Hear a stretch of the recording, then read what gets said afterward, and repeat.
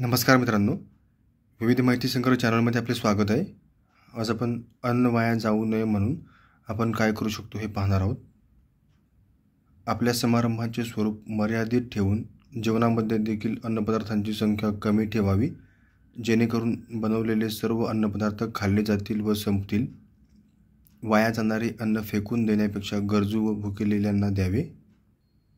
अन्नावर अवाजवी खर्च करून अन्न वाया घालवण्यापेक्षा त्या पैशांतून गरजू, गरीब, होतकरू विद्यार्थ्यांना, व्यक्तींना मदत करावी।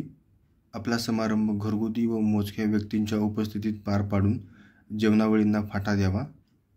त्यातून वाचणारी रक्कम एखाद्या अनाथाश्रमाला देणगी म्हणून दिली तर त्यामुळे समाजातील दुःखितांना, गरजूंना थोडासा दिलासा मिळेल। आणि लक्षात ठेवा, आपल्या जीवनातील 2 घास भुकेलेल्यांना खाऊ घालणे म्हणजे संस्कृती होय। धन्यवाद मित्रांनो, संपूर्ण व्हिडिओ पाहिला त्याबद्दल।